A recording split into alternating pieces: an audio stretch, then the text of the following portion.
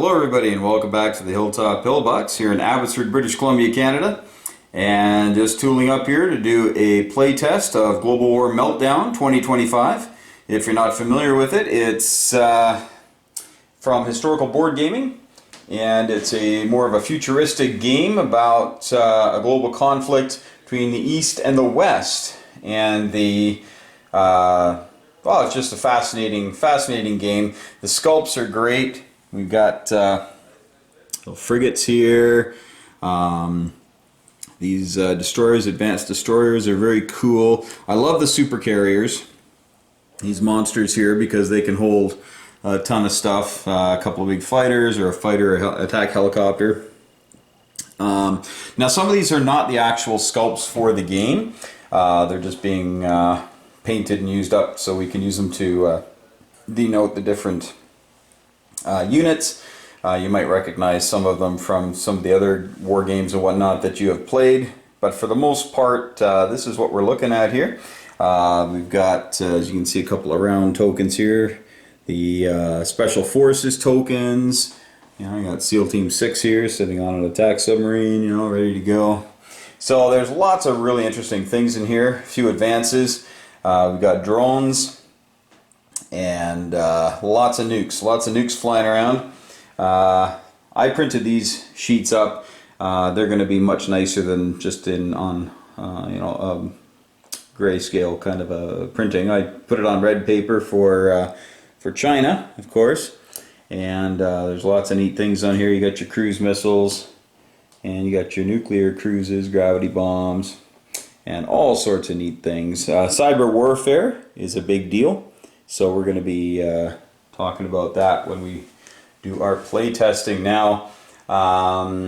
It's East and West, so we have Russia and their friends China and the Islamic Caliphate, which is a very interesting twist in that all of these are more militarily and politically allied, whereas the Islamic Caliphate is definitely on the side of the East, but not that it really loves China or Russia. But they are by default on the East, because they certainly wouldn't be with the West.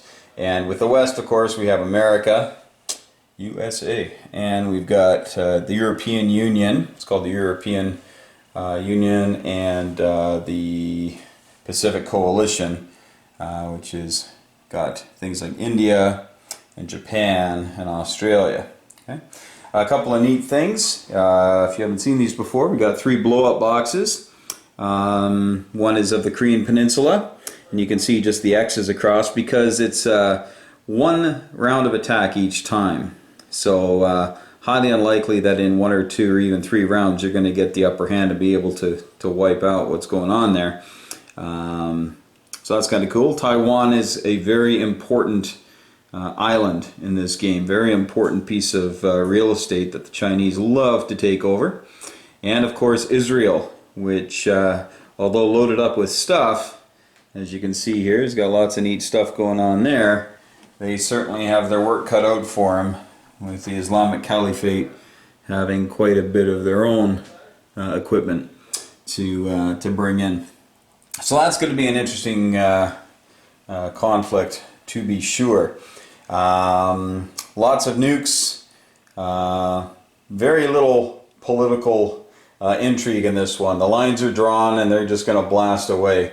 So yeah, we'll see how this goes. We're going to be doing this tomorrow, and it'll be an amazing game that we will definitely learn a lot from, and as we go make little changes, and changes continually happen.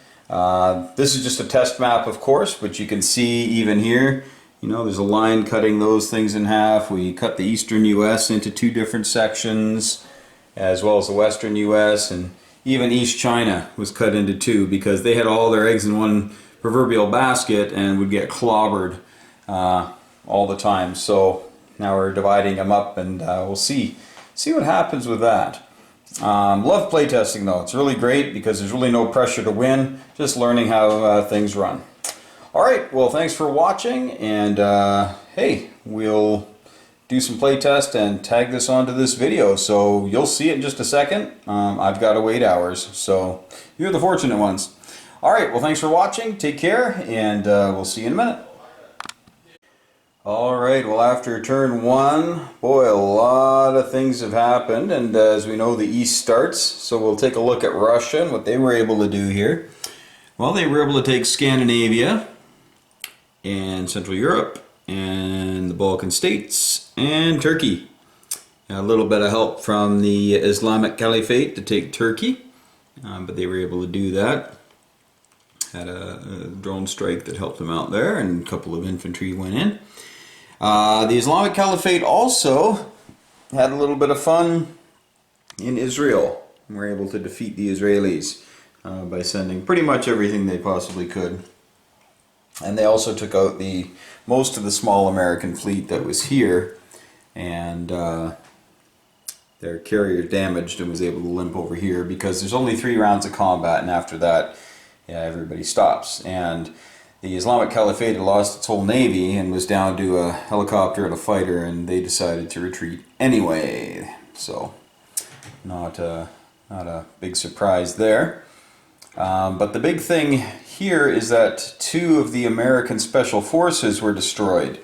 The one that's the Israeli version, and also SEAL Team 3 that was on the attack sub in the Red Sea. Just had nowhere to retreat to. So if Israel hadn't been attacked, they could have gone into Israel to exfil, and if the fleet hadn't been attacked, then those guys could have exfilled to the fleet. But since they were both attacked, that seems to be a pretty good move for the Islamic Caliphate.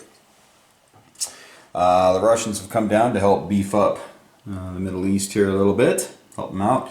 So as you can see in this central area of the board, there really isn't much that anybody can do against the Eastern powers. Another thing was the Central African states here, they were taken over by the IC on a die roll because they do get bonuses, modifiers and whatnot, that if they have at least 3 infantry adjacent to that territory, they get a modifier to their die roll. And so they had a couple guys here, a couple guys here, so they did that. They rolled a 6, got it. And then with the 2 guys that were here, they attacked the 1 infantry in the South African coalition and took that. So the IC had a pretty effective first round. We'll see how that carries on. Over here, India just bulked up, didn't attack anybody, and you see some American troops in there. They were brought over in the strategic air and sea lift. This one here was the sea lift. They could take 3 units, so they brought them over. And the other Americans, the airlift, they airlifted a couple of tanks over here. Let's see here. China was able to take Japan quite forcefully, and but you can see there are no more Red Navy except for a couple of ballistic subs, which you can't target in this game as of yet. But the Chinese lost their entire fleet, but they took a good chunk of the American and the Pacific Coalition fleet with them. And you can see now here, this is what the Korean Peninsula looks like right now. Heavily favoring the north.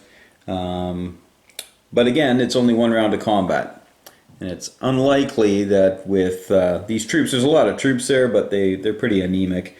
We'll be unable to take the southern part of Korea. Nukes may fly though, we'll see. Taiwan is there doing their thing. But that's pretty much it. The Americans have abandoned the west coast of the Pacific, brought everything over, but now, because China, I mean, they have a pretty good economy. They're making $45, I guess, and if maybe they launch a nuke down here into South Korea and take that over, that's worth $3, I think. So, and India is by no means out of the woods. Also in this game, every faction that is in the particular side, so you have the Islamic Caliphate, the Russians, and the Chinese, are all in the same faction, or all in the same team, pardon me, the same alliance. And they all move, build, attack, do everything all at the same time. And so we can have these two attack. So there's even some Russian troops here. There's a Russian tank that could come over. There's a Russian fighter up here that could make it. 1, 2, 3. Yeah, he could make it. And then all this Chinese stuff can go. A couple airborne troops can make it. Tanks. So as much as India is bulked up here, we'll see if they can actually hold on, because there is quite a bit of material that can come pouring into that. And as you can see with the red 12 there, it's worth 12, and it's a victory city as well. So pretty important place. If the West loses that, they're going to have to really get on their horses and start marching here. I think they also got to take Japan back. But we'll see. We'll see what happens on round 2 with the technologies, or pardon me, the cyber warfare. The only thing that happened, because if someone gets a successful cyber warfare roll, someone can counter that with another one. And the West was the only one that came out of there that actually got a roll that didn't get countered, and the Americans were able to make the Russians pay $5 to the banks. So they lost some money there. But beyond that, the Russians are having their way, the Chinese are having their way, except for their navy, and the Islamic Caliphate is really having a good time here. Not much left here, but there's not much to threaten it either until the Americans can get over here. But it looks like they're going to be pushing a bunch of stuff into Europe. So it'll be interesting to see what happens here with Meltdown 2025 on round 2. Stay tuned.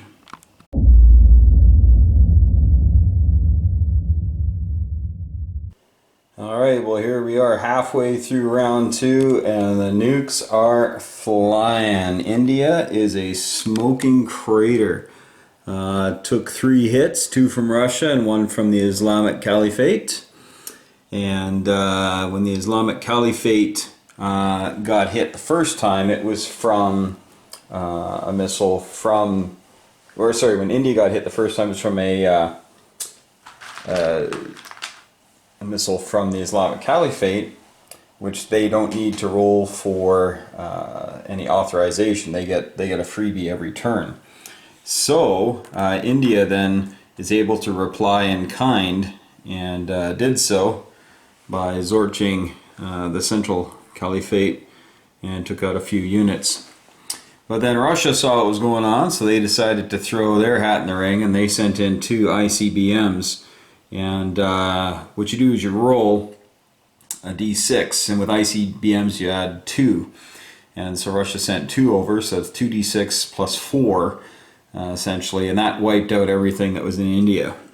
And yeah, it's pretty nasty. The Caliphate lost 3 units, so it's not terribly bad. And you also then get hit for a 2d6 plus 2 per bomb into the zones, to a maximum amount of that zone. And so lost some money there. Now there were American troops in India, and because Americans died at the hands of the Russians, America said, well, hey, we're not going to let that go unanswered. And so they decided to nuke the Ukraine, killed everything in there, but could only take up to $3, right? Because it's only a 3. But the Russians also nuked Germany, which had some American troops in there as well, so the Americans then nuked northern Russia.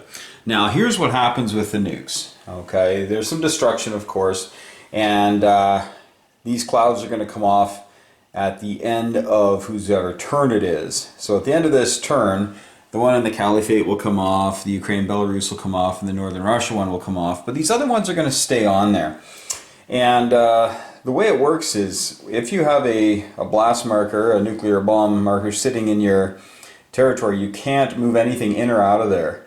You can't place anything in there or anything like that. But at the end phase of your turn, you're able to take the clouds out, and then you still collect the money. So, for instance, when the Caliphate collects its money, this here gets removed, and they can actually place units right in there, should they desire to do so. Okay, so the nukes are fun, and they are destructive, and I mean, if you use enough of them, as we see in India, you can really punch them back to the Stone Age. But also what it does is it stops India from, you know, if they had some reinforcements around here, if the Americans wanted to bring reinforcements and bulk up India, they just can't do it because, well, you can't go in there. Now in the end phase, they would take off these mushroom clouds though, and then they could put in up to 8 units. Okay? Unfortunately, China and the Islamic Caliphate definitely will have enough to come and take India next round. What can you do? Now the smart strategy here for the East is to, when they do attack, is to get everything onto foreign soil, because you cannot nuke your own soil. All right? So, you know, the Russians have a decent pile of guys here and a decent pile of guys in Italy, but Europe can't say, well, we're going to nuke those Germans, or sorry, we're going to nuke those Russians in Italy, because you can't nuke your own territory. So once the Russians, when they do their builds and they get everything off their territories and into Europe, it's going to be tough to kill them. You got to kill them kind of on the ground, and it's a little tougher, especially when they're firing nukes. Now the Russian nuke in here only killed, I think, 3. And considering it was an ICBM, it could have been a lot worse than that. But it only killed 3. They rolled a 1 on the number of units. So there are definitely some thoughts, you know, but taking back Japan, you know, you might think, hey, just go ahead and nuke it, kill those things and step in. But you can't nuke it because it used to be part of the Western territories. So, can't do that. The only technology that has been pushed through so far, though, has been the Islamic Caliphate was able to get social media. And with their social media program, they get to roll a die for every territory they own at the end of their turn, and they add an infantry if they roll a 6. And they were 0 for all the way through, but then finally rolled for the Central African states and got a freebie there. So now they got 3 there, which will make the takeover of the Western African states that much easier, because they typically have to roll a 6, but because they have 3 guys there, the influence is greater. Now they can roll a 5 or a 6. So they have a 33% chance of taking that and turning that into a Islamic Caliphate guy, and then they'll roll for that territory as well at the end of the turn. So right now it looks like the East's innings, as it were, and the West are going to have to definitely get going here. Now that India is all but destroyed, the Americans will probably be trying to help out Europe. The Pacific Coalition is in a really bad way here. They might send some stuff over to South Korea, but South Korea is looking pretty dismal as well. But we'll see. Maybe some nukes will fly, and we'll see if we can slow that down. Alright, well, we thought we'd just give you that little update halfway through, since a bunch of nukes went flying. And yeah, we'll update you at the end of the round, and we'll see how the West responds to all of this nastiness from the East. We'll see you in a moment. Alright, here we are near the end of round 2, and as you can see, the nukes have been flying pretty fast and furious here, and it looks as though the edge is going to the east. But we'll just play out what happened on this round. Brazil was taken over by the EU. They rolled their 6, got it. So they were able to get these 4 guys and the frigate and a couple of cruise missiles. So that's always nice for EU. It needs a little bit more money. An extra $4 is nice. The Americans also were able to conquer Panama. So the Russian gambit down in South and Central America has failed. These things here can probably go back to where they're supposed to go. American troops headed up to Canada there so they can get ferried across a little more easily. The EU launched 8 cruise missiles into Italy and actually hit on 3. And then they were able to bring in 2 tanks and a couple of fighters, and were able to dispatch the rest of the small Russian task force that was there. After the cruise missiles landed, of course. And cruise missiles are fired from attack submarines and airfields and destroyers, and they have a range of 3. Land-based cruise missiles only have a range of 1, and fired from airfields. So France fired, Germany fired, and then you had the sub here, and you got 3 subs and an American destroyer up there that fired, and the EU has a destroyer. So yeah, they rained destruction down on Italy, which you know, was fortunate for them to kind of stem the tide here, but not sure if it's too little too late. Again, they could not move any units out of Europe, or Germany, pardon me, because of the nuke that the Russians had launched last round. So it really slows a team down when that nuke flies.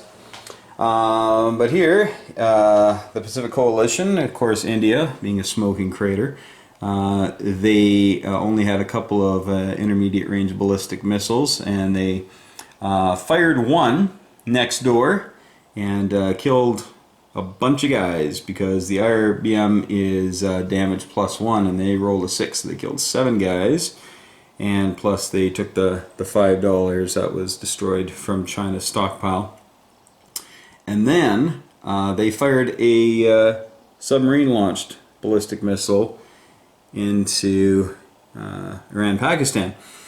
Didn't kill too much, only killed 3 things, but because the Russians were there, the Russian troops are there, Russia could now reply in kind. So they did, and they nuked Japan. There was only 1 tank there, so it wasn't really worth an ICBM that way, but they certainly were able to smoke that pretty good. Yeah, so that was that's what they chose to do when they replied. The Pacific Coalition and the Americans had taken back Japan from the Chinese. So you can see the Chinese are really been pushed into a corner here. They still have a lot in North Korea, of course, but they don't have much going on in the water. That's for sure. So I think a strategy in this game, a big strategy, is to make sure that you get your alliances onto other people's soil. Okay, so had the Russians not been here, then the Islamic Caliphate could have replied with their intermediate range ballistic missile, but they only have 3, and they want to kind of use them sparingly. They do have a couple of gravity bombs, but those are dropped by the fighters, and fighters are typically doing something else. All right. So the reason India did these 2 nukes is pretty important, though. As we look here, we can see that the line means that all this junk here in southeast China is not connected with India. So if they can block this zone right here, then all of this stuff can't attack India. Meanwhile, they hit Iran, Pakistan, and so nothing in there can move until the end of next round. Nothing can happen with that. They can fire missiles out of there, but there's nothing to hit in India right now. Now at the end of India's turn, what's going to happen is these clouds are going to come off, and they can get a good reminder of who hit them. Russians twice and Caliphate once. You take these things off, and now India is going to be able to put her build on there. Although her build is only 4 men, it's not going to be a very impressive stand. Could put them in Japan, but nothing can attack Japan. So it'd be kind of a wasted effort to put them in Japan, unless you would rather have nukes raining down in Japan than in India, mainly due to the fact that India is worth $12. But I guess we'll have to wait and see what the decision is there. China, with their retaliation from this nuke, by the way, they retaliated by firing their own nuke into South Korea, and South Korea is now vacant, but this is going to come off now, leaving only a Special Forces token, but now they could put their things there. The big problem now for the East is if anybody uses a nuke before these guys attack, then it is feasible that a nuke could land in North Korea, thereby stopping that whole mass. Otherwise, South Korea is going to fall. So the seas are pretty much ruled by the West. Asia and the Middle East are ruled by the East. And Europe is kind of getting split down the middle here. But but we'll see. We'll see who can reinforce more quickly, depending on the economies and how many more nukes everybody has. The Soviet Union, or Russia, pardon me, ooh, a little Cold War slip there. The Russians have 4 ICBMs left, plus 3 or 4 sub-launched missiles and a couple of gravity bombs, and then they've got, I think, 4 nuclear cruise missiles. So they could still do some damage. Now remember, folks, you have to roll to get your nuclear authorization. The only people that don't are the Islamic Caliphate. They get a freebie. If they want to do a second attack on a turn, then they have to roll, and you have to get a 7 to 12 on your D12. Now, if you know, you roll poorly, well, there you go. Like America, on the first 2 rounds, did not roll between a 7 and a 12, and so they were unable to launch nukes unless their troops were hit. All right, and that's why they brought some guys over to India, because when they got nuked, they were then able to nuke Russia. And in Europe, when they had American troops there that got nuked, they were able to nuke Russia again. So you want to get America into the game. They've got most of the nuclear arsenal. Them and Russia are fairly close.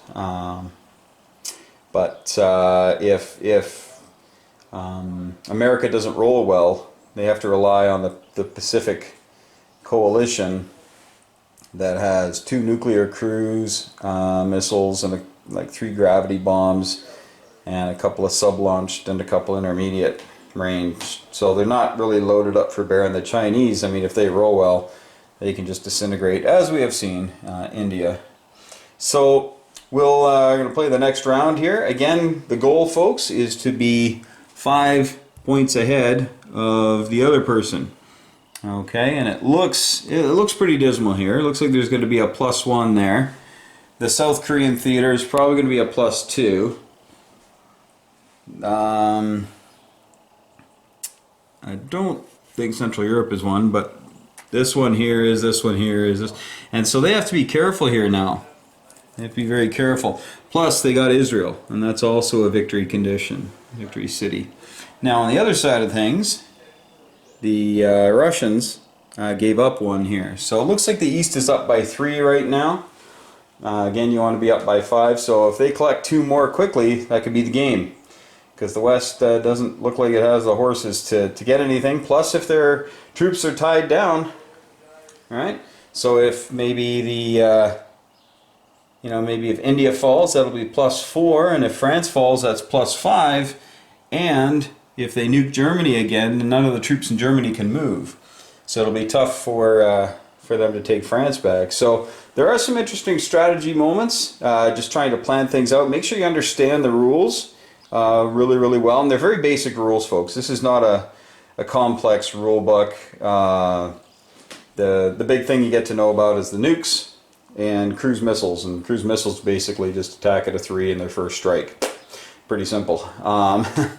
And you got a pile of them. Each group has a pile of cruise missiles, and you can use it to soften up a target. Before the attack, they're kind of like artillery in 1936 with that first strike capability. All right, well, we're gonna do the 3rd round here, and that might be it. The way that this game is being presented, by the way, is kind of a beer and pretzels game.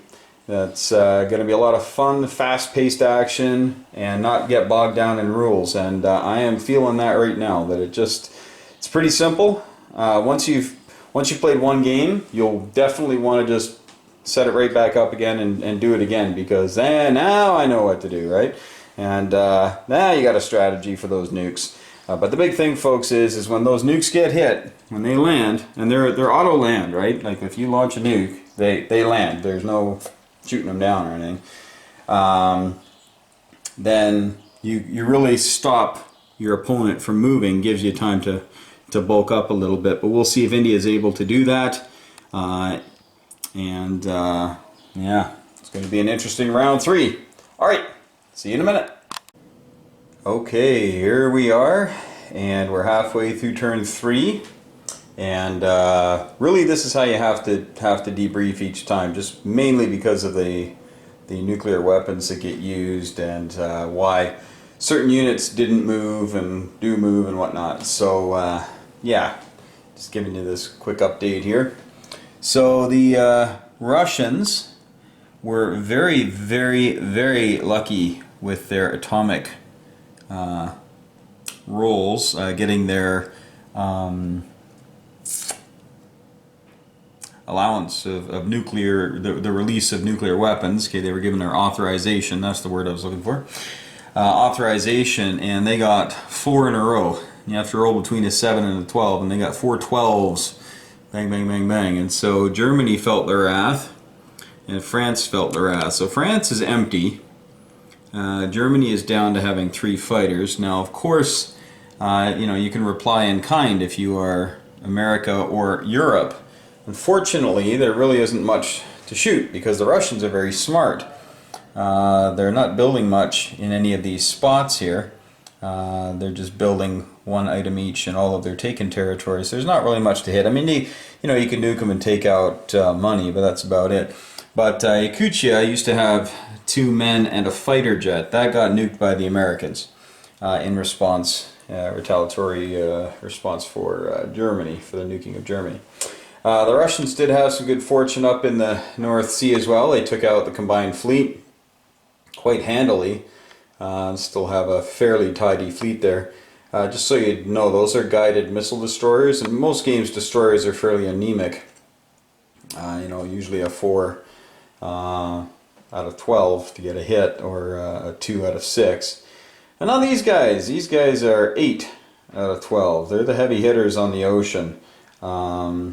They do cost 16 though, so they ain't cheap, but they definitely punch hard. They punch above their weight, according to most games. So if you remember, Iran Pakistan was nuked last turn, so they couldn't go anywhere.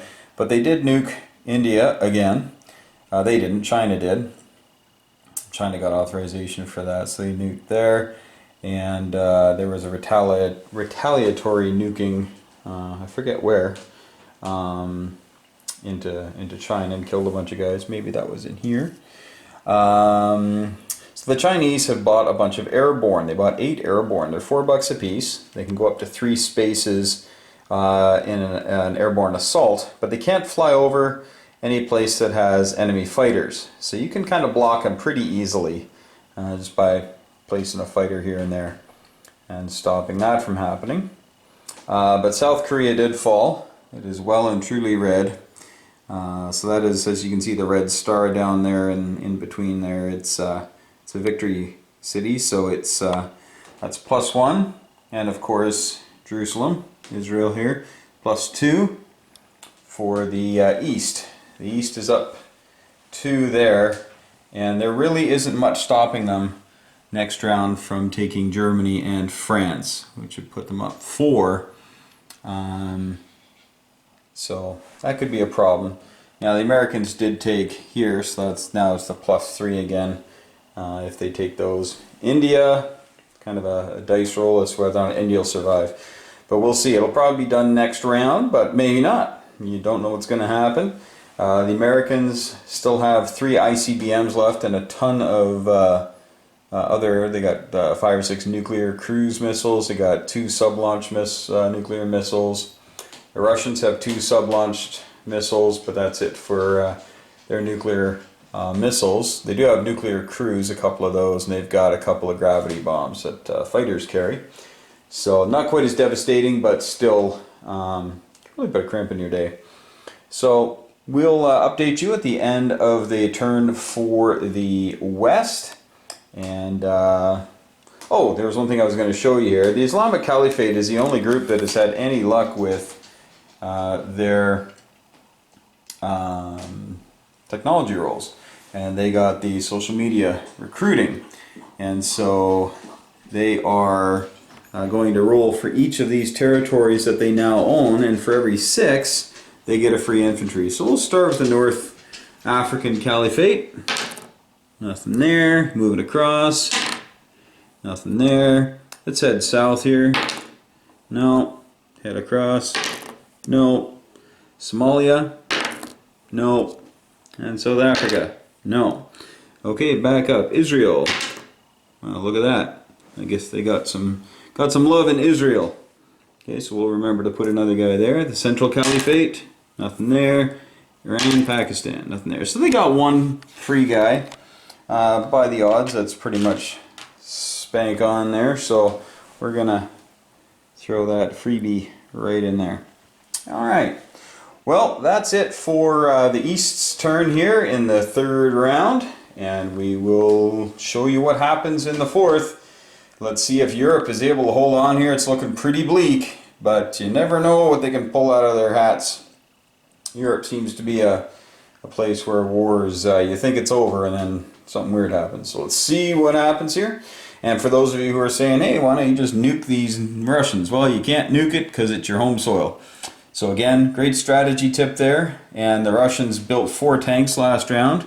They built one in Scandinavia, built one there, built one there, and built one there. Because you can build one item in any taken territory that has construction in it. So you see Greece is worth one, but it doesn't have the green construction number like you can see here in Turkey. Okay, but you can only build one in taken territories.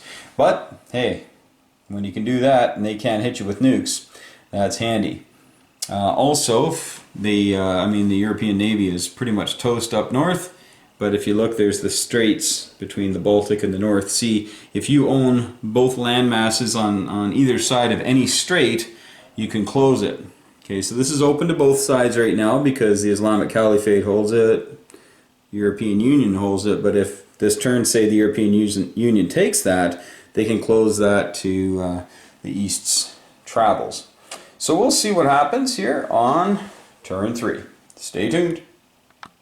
And just a quick note for those of you who are paying attention, you're wondering what all these boats are doing down here when they used to be over here. Well, I moved them up there by accident when I wanted to launch those missiles, because cruise missiles only have a range of 1, and so that would be a range of 2, and so they don't have them, so I just readjusted in case you saw them at the end of last round and wondering how they moved down there on the east turn.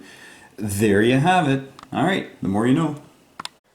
Alright, we are done turn 3, and a couple of very surprising things here. We'll start here with our North African landings. I'd call it Operation Torch, but we're like 80 years past that. So, yeah. So the EU went in there and took that.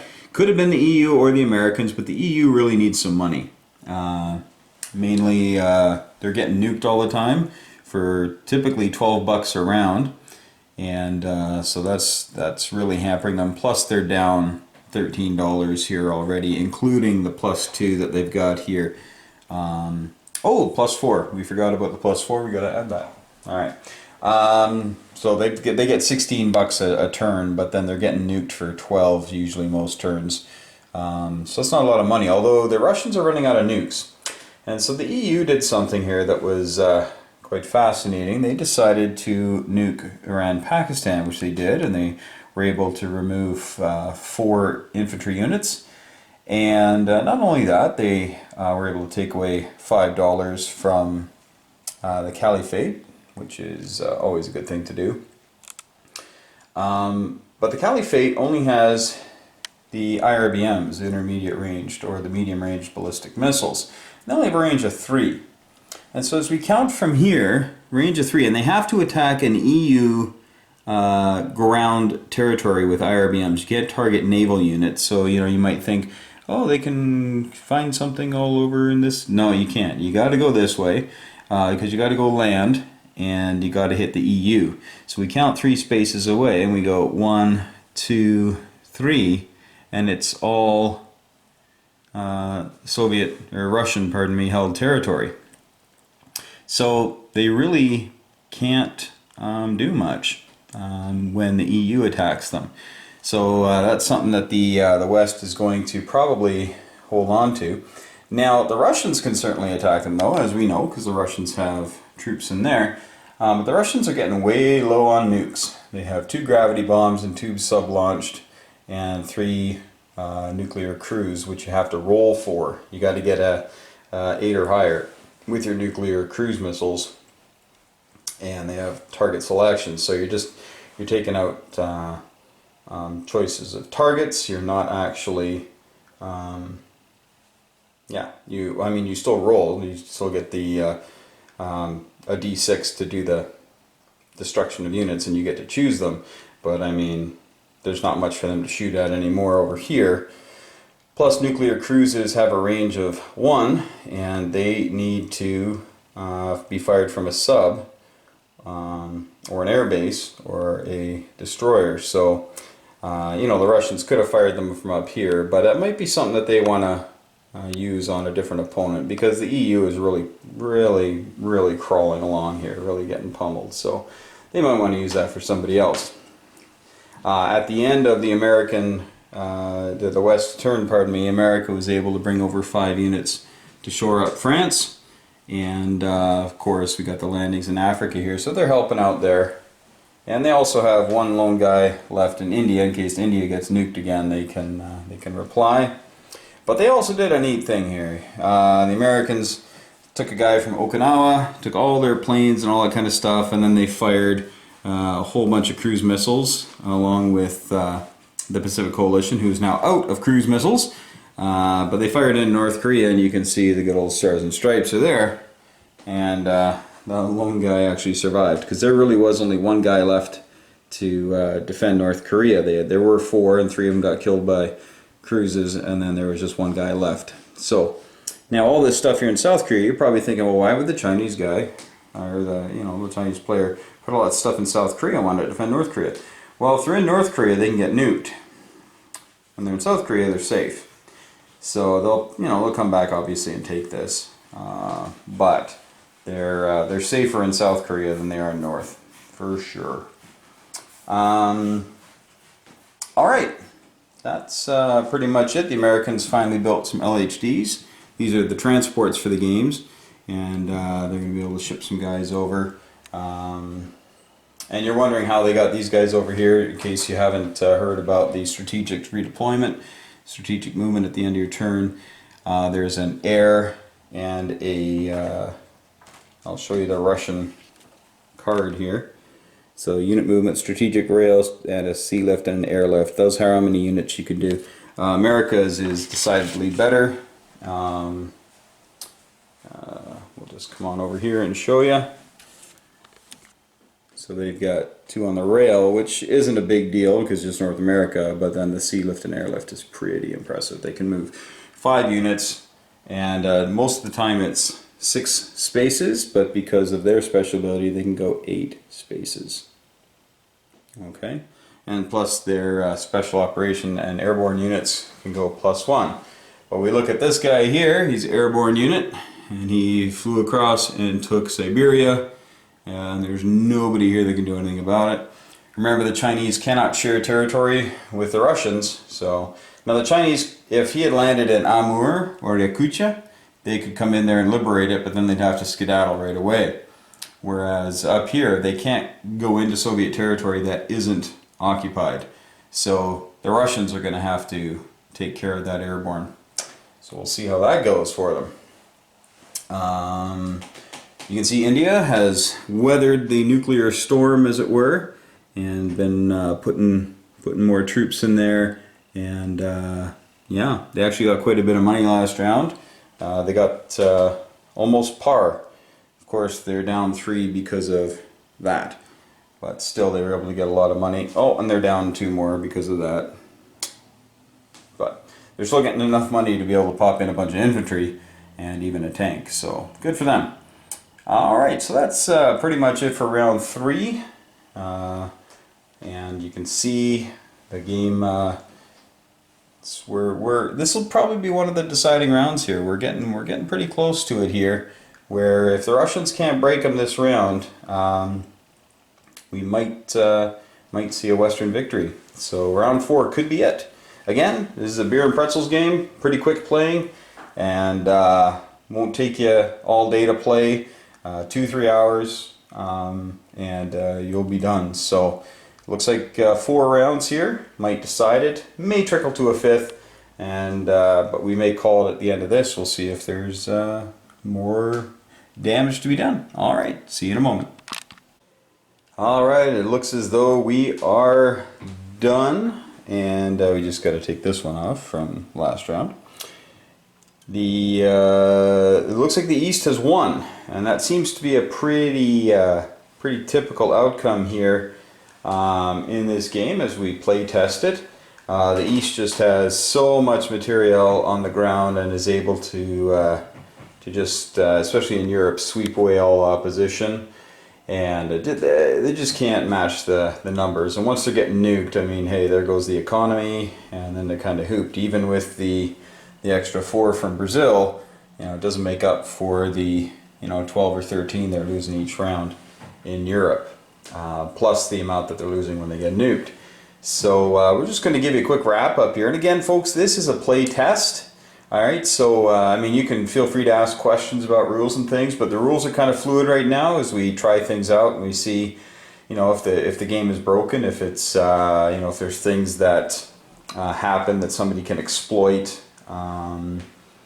So I'm just going to give you a bit of a rundown here, though. So we're down to victory cities. That's what it's all about. And to start the game, the West has 10 and the East has 10. Now there are some that are fairly easy to take. So for instance, you have the Islamic Caliphate here. It takes Israel on the first round. There's, if they do screw up, if they don't have good rolls and whatnot, if they get diced a little hard, yeah, they might not be able to take it the first round, but they'll definitely take it the second round. Alright, so Israel's going to fall. So that's a trade that's from west to east. That's where that's Victory City is going. But over here we have the Russian Victory City. Okay. That's what all these red dots are, by the way, in case you think my map caught the measles or something. So that's one that goes from east to west. So that's kind of the balance right there. Okay, it's kind of the balance where they go. In Europe, it's actually quite tough to get over here. It took till turn 4. And some really, I mean, you saw the mushroom clouds, tons of nukes, but the Russians are up 2 there, and they're down 1 in Venezuela, so they're still up 1 there. So they at the end of the game they have 5. They start with 4, they end up with 5. The Islamic Caliphate goes from the 2 that they have here in central Middle East, and they take Israel for their 3rd. Okay, so they went from 2 to 3, and there really was no threat to their little homeland here.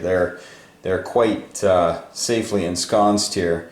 Even when the nukes flew and they lost fighters and they lost tanks and they lost stuff like that, it's very tough to actually get at them because you have other concerns such as the Russian menace and of course the Chinese dragon over here, which took India. Now this was not a done deal by any means. In fact, they got right down to 1 airborne. They still had 3 fighters left. They had 4, but they had to take 1 as a hit. So it was by no means a foregone conclusion in India. And it is possible for India to take it back by grabbing a fella off of Taiwan here, grabbing those 2 guys, and putting them on here and taking them across. They could take it back. But then that's it. They kind of shot their wad at that point because they have nothing else to pick up. There is no capital in here, by the way, right? So I mean, if you take India, you don't get all the Pacific Coalition money, or if you take Moscow, you don't get all the Russian money. It's just that doesn't happen in this game. So it's all about the victory cities. It's not about trying to knock them out of the game. You're just trying to get to their cities, their big cities. So China here was the big winner of the game overall. Russia had 5 cities. China ended up with 6. And as we take a look here, we've got South Korea, North Korea, Manchuria, East China. We got this Southeastern something economic development something or other. Southeast Asian Economic Development Zone. Say that 5 times real fast. And then they also got India. Okay. So that's the 6 cities they got. So 6 plus 3 plus 5, that's 14. Which means out of the 20, that means that the West only has 6 cities left. And that would be Taiwan, Japan, over there in the east coast, west coast of America, the east coast, and Venezuela. So, well, I guess they still got England too. So 1, 2, 3. Yep, 4, 5, 6. There you go. So I forgot England and London. So they had 6. So it's 14 to 6. So that's a +8 for the east, and so the west would have to knock it back down to where they're only up by 4, and right now they're up by more than that, 8. So they'd have to take well, 2 cities would knock them down from down to 12. It'd be 12 to 8. So they'd only be up by 4. So if they could take 2 victory cities back, you know, that would be a possibility. Now we have an airborne here, and they can move 3 on their attacks, but they're now up against the Russians. Saw that coming, so they planted a bunch of guys here, because there's also an airborne fellow on London. Now their fleet with the fighters they brought down here to take France, but had they stayed up there, that airborne guy wouldn't have even had a shot. Okay, so really it's unlikely that they would take that. And here's the rub, so to speak, is that the Russians could probably then take London, and then they could probably recoup Russia or Moscow or Ukraine, Belarus, whichever one they took. And last turn, actually, the Russian could have come down, because they were up here, so they could have gone 1 and... oh, no, couldn't have made it. No, they couldn't have made it. That was 3. There was talk of them being able to come to the U.S. East Coast and taking the eastern United States. But again, there wouldn't be a lot of reason for that. There's just too much American stuff around. That would just take it right back, and then you've kind of, you know, you're done. You get one play and you're out. So, and some of you might be thinking, well, what about Rome? Going to take Rome? Unfortunately, Rome is not a victory city in this game.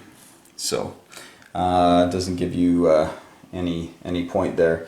The soft underbelly of Europe is that, and it's also not worth a ton. So, and there's not a lot that can come aboard, because they can carry 2. It's like a transport. You know, and you say, well, go take the Caliphate or go take Israel. Well, as you can see, there's just too many guys there, and Israel is pretty packed full of stuff.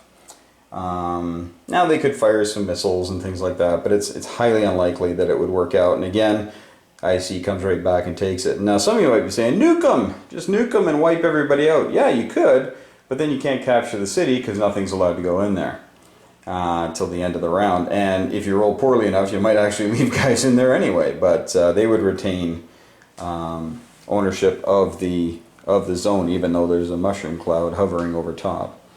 So, so this is Meltdown 2025. Again, it plays very quickly once you get going. Some of the neat things in it are being changed right now. I don't want to get into the nuances and all the minutiae of the game. There really isn't that much. And even these we call them dashboards. They've even changed now. Some of the info on it is no longer being used. So this is definitely in a state of pre-production, and as we play test it. But hey, if anything comes to mind as you've been watching, or maybe you have a suggestion or a comment, why don't you do this?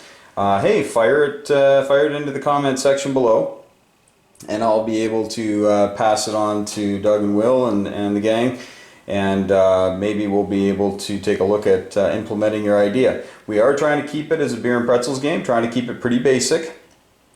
So as far as the nukes goes, nuking things, you know, the Islamic Caliphate gets a freebie each round. I mean, it comes off their stockpile, but they get 1 free shot where they don't have to ask permission. Then after that, you got to roll, and you need a 7 or better. And that really hurt the West, actually, starting out, because America never got the roll they needed to do that. So you're saying, well, how come there's American nukes flying around? Well, of course, when somebody nukes you, you get to retaliate. Now you can either retaliate immediately, or you can retaliate on your turn to get your freebie. So you can hold it till your turn. Now why would you hold it? Wait until they put their build on, then you nuke it and destroy some stuff. So, and then you know where he builds. So for instance, you know, if the Islamic Caliphate, you know, you want to nuke them, you might not know which way they're going. Maybe they're tooling up to go after Israel, so you'd want to nuke this zone to stop anything going into Israel, because this whole zone would become impassable. Or maybe they're tooling up to go into India, well then you would nuke this zone. So you might want to wait and see where they put their build, and then reply accordingly. The navies, subs right now are $10. They may remain $10. They might get a little cheaper. Don't know. We're gonna talk about that. But they fire those cruise missiles with a range of 1, and subs are slippery in this game. Kind of hard to hit. These ballistic subs that you see laying around, they are not targetable at all. All right, but you can place them anywhere you want. They're it's more of an abstract concept, but it is a concrete concept when you see how far your submarine launched ballistic missiles go, because they only have a range of 6. So, you know, planting this one here is a good spot, because obviously you can hit down here. You can hit India if you want. You can certainly hit Japan, and you can even hit 1, 2, 3, 4. You can even hit the western U.S. Okay. Nuclear cruises are the only ones that can target navies, and you have to roll for those to see if they hit. First you have to roll for authorization to fire a nuclear cruise, and you have to roll to see if it hits. Then you pick your target when it hits on an 8 or better. I don't want to talk too much about the rules here. Cyber warfare, I think I mentioned, where you get to try to do some neat things and then somebody can block you. So it doesn't get a lot of action in the game, because most of the time when you have a success, someone will counter it and they'll block your success. Every now and again something neat will slip through and you'll make a couple bucks, or you'll be able to stop somebody from, you know, spending a couple bucks. Not a game breaker either way, so it's kind of a nice addition to it. And the special forces, you saw them being used throughout the game. There's a few different things they can do. My favorite thing to do with them is a very practical, you know, you got your special forces here, and you slap a unit on it, and now instead of this guy attacking at a 2, it's a +2, so he attacks at a 4. So you just kind of up their game a bit, and they're handy that way. So you want to protect them. They're pretty slippery, but they can also get zorched, as we saw with the American teams in Israel and the Red Sea. They got wiped out in the first round. Couple of key points: North Korea, South Korea. You only got 1 round of combat. And I think that's pretty much it. That's one of those territories. And you probably have seen these funky lines that I've drawn on the board, because this is all playtest. It's all playtest. We're still working things out. But we're hoping to have this thing ready to go and ready for full purchase not too long a time here. And again, beer and pretzels, couple 3 hours. And nukes are going to fly, little mushroom clouds will be scattered around, and you'll be cursing Oppenheimer or whoever you want. And hey, but it's a fun game. I really love this thing. I can't wait to see it when it's fully realized and all the sculpts are ready to go. And yeah, we will see who will win the war of the future. Alright, well, thanks so much for watching, folks. Take care, and as always, hug your loved ones, tell them you love them, and may those dice be with you.